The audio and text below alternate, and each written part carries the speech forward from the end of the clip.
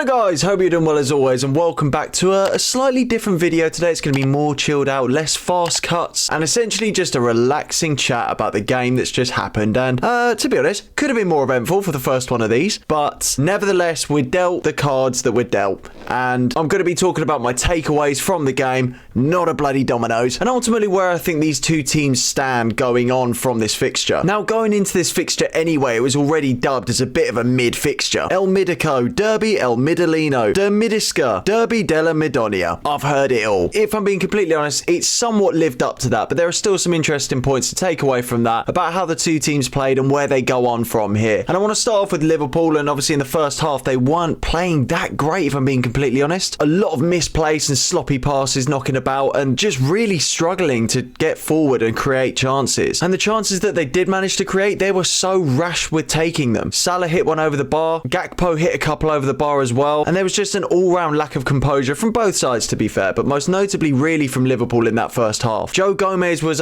pretty much a liability at the back, if I'm being completely honest, and Alisson absolutely saved their asses several times. He's a fantastic goalkeeper, so it's what you expect, but throughout the game I think he played solidly and was one of their standout players, really. Chelsea, on the other hand, we look very dangerous from set pieces, which obviously I love to see. That's always a nice thing, and Badiashile as well looked very, very solid, calm and composed, and a threat from the set pieces I just mentioned. In fact, he was actually involved in forcing a save from Alisson and the disallowed Havertz goal, which I'll get into in a second. The thing that impressed me the most about this Chelsea performance is just how well we pressed, especially in that first half. All the boys looked up for it and were desperate to get that ball back. And I actually really like the way that Graham Potter set us up, especially the transition from attack to defence. When we had the ball, it looked like a three-back with either of the two fullbacks pushing up forward, and then when we got that ball, they all dropped back and tucked in nicely. And ultimately, we kept Liverpool pretty quiet throughout that first half. But a lot like Liverpool, we really lacked consistency and confidence in front of goal. Now, to hone in a little bit on that disallowed goal from Kai Havertz, obviously it was probably the right decision, but you can't help but feel so hard done by. The first shot forces a good save from Alisson, the second a rebound off the post, and when it's finally in the back of the net, he's offside. It just sums up our luck this season. I thought we got off to a perfect start, but it wasn't to be, and to be honest, I think that really changed the game, especially in that first half and who was on top, and Chelsea's confidence carried on throughout that half. Kepa only really had to make a couple of easy saves, but it was at second half really. I don't know what Jurgen Klopp said to the boys at half time, but Liverpool came out and dominated us. They forced several blocks, several decent saves, as I say, from Kepa, and were just frightening Chelsea's defence, completely overloading them with attacking players and overrunning us in midfield as well. And somehow Chelsea survived. I still don't know how we managed to hang on, but we did. And that spell was kind of ended by Gakpo heading it over the bar, which again, he never really settled into this game. He had a brilliant spin later on and forced a good save from Kepa, but he was just lacking that composure once again in front of goal. And I think that's probably the key word to take away from today's game, is just a lack of composure in front of goal. Both sides had sort of semi-decent chances where you'd expect there to be at least a goal, but neither side were able to actually convert those chances, which is going to be a problem for both of them going forward. I thought Lewis Hall had a fairly decent game, aside from giving the ball away and almost giving away a goal, in fact, but he recovered from that well, and his duels with James Milner were very even, and he won most of them, to be fair. I think it's very clear to me that Conor Gallagher is struggling at the moment, and I think that pressure's getting him to a little bit. We saw it at the Chelsea game where he's angrily reacting. We actually had Man City fans around us who were just shouting abuse, and you could tell that that really affected him, and he got stuck into the Man City player, pushed him off, and then turned around, and you could see in his face he was pissed off with what was being said. And to be fair, if I'd included it in the video, you would have understood why.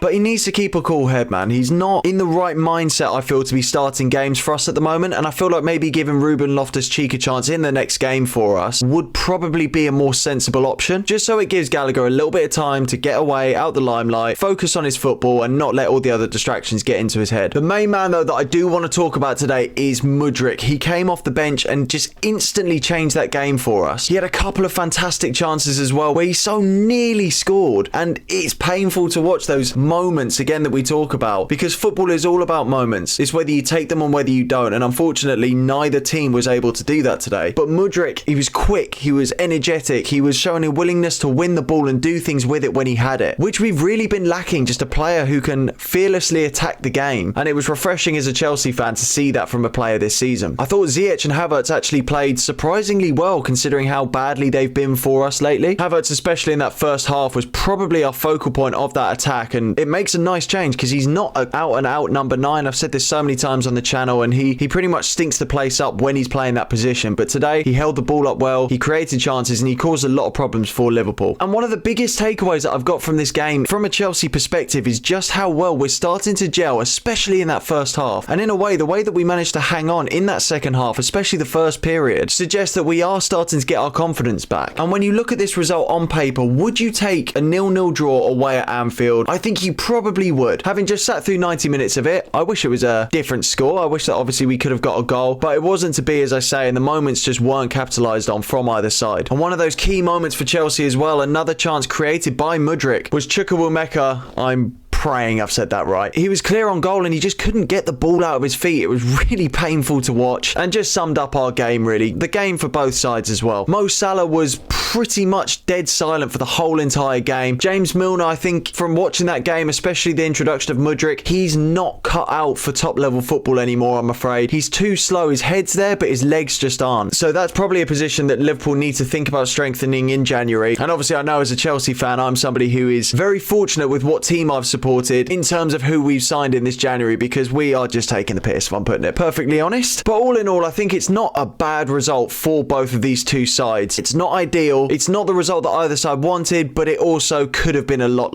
worse. Both sides, for a matter of fact, need to kick on from this result. And I think if we're looking at this from a balanced point of view, a draw was absolutely a fair result. Although if we're looking at who had the better chances, I think that Chelsea can probably be happier with the result. We certainly had the better chances. We certainly looked marginally the better side. As I say, it was a fairly even performance from both sides. But I do think that Chelsea probably had the better chances to win the game. And if we can carry that going forward, carry certainly how we played in that first half into our future games, I think things could be looking up for us. Chelsea's next fixture is a reverse tie at home to Fulham, a game which we obviously lost the last time we met them, but I feel strangely more confident going into this game, which you wouldn't necessarily expect to feel after a 0-0 draw. However, I've just seen a massive improvement in the way that we were playing. Regardless of the result, we looked better as a unit. Now, that's not to take anything away from the capabilities that Fulham have. As I say, they've obviously beat us and they've been fantastic this season. Palhinha, Mitrovic will be back for this game as well. Both fantastic players for them, and that's not to mention the likes of Andreas Pereira, who's having a fantastic season as well. We're going to have to bring our A game, and it's going to be interesting to see if we decide to start Mudryk, because I think, as we've seen in this fixture, he's managed to cause a lot of problems for defences with his pace, his energy, and his very impressive dribbling. But I do feel confident as well with it being at the Bridge. I do think that we could potentially see ourselves taking the 3 points, and if I'm being completely honest, this is a crucial fixture for us to do so. Liverpool, on the other hand, a reverse fixture of their FA Cup game in which they played not so long ago. They're away to Wolverhampton, and this is a game that you'd really expect them to win, especially with how poor that Wolves have been this season, missing a striker, but they only just beat them 1-0 in their FA Cup replay recently, so I'm expecting a tighter fixture there than I think many would expect. But again, that's a fixture that they need to win. Liverpool and Chelsea cannot afford to drop points against these kind of teams now for the rest of the season if you want to try and challenge for European football, which both teams obviously do. As much of a stretch as it might be, both teams are going to have that at the forefront of their mind, especially after the transfer window that Chelsea have had. And actually, just to touch on the transfer window that Chelsea are currently having and my thoughts on that, obviously we're throwing a lot of money around, throwing a lot of money on wingers, which is interesting, especially when we've got the obvious gaps of a striker and a holding midfielder as well that we need to fill. However, I think the introduction of all these new and young characters as well, I don't think is a terrible thing, and I think that showed today. We've got this sort of new fresh perspective and attitude, a young hunger and desire to go out and chase the game, which we haven't seen really all season. So perhaps this is smart transfer business from Todd Boehly, or perhaps he's just throwing money wherever he can think of. Let me know what you guys think of Chelsea's transfer business though in the comments, because I'm genuinely interested. As things stand, Chelsea are on the same amount of games as Spurs, and they're only 4 points behind them in 5th place. So this is what I mean. European football is really not a stretch for us at the moment. And with Liverpool having a game in hand hand on Spurs and having the same amount of points as Chelsea, it's still very, very open, the race for European football. Now, of course, the gap between Champions League football is a lot wider, but as a Chelsea fan, I'm not expecting to get Champions League football by any stretch of the imagination. It's still a hope, and I think it's still a reasonable target, but it is a stretch beyond the imagination, I feel. And you're going to need the likes of Newcastle to slip up consistently, which as things stand, I can't really see happening. But all in all, I think that this has been a very refreshing fixture as a Chelsea fan. Not the most exciting game to start this sort of series on, but do you know what? We're here. As I said at the beginning, you can only do with the cards that you've been dealt. So let me know if you want to see more of these guys. Let me know if you think that Chelsea are going to be able to sort of branch on from this, whether they're going to be able to make a challenge for the top four or European football in general. Personally, I think we will, and the same for Liverpool as well. I think both sides, given time to get out of this form and get players back from injury, I think that these two teams will be pushing up and be close to back to where they should be by the end of the season. But as I say, guys, thank you so much for watching, and do comment your thoughts on the performance we've just seen and where you think these two teams can go. Subscribe if you're new here, and let me know in the comments as well if you want to see more of these kind of videos. I'll be completely honest, it's dead easy to make. I just sit in front of the camera and talk about what I've just seen, so it's not too bad at all. Once again, thank you so much for watching, guys. Subscribe if you're new, like the video, take care, and peace and love.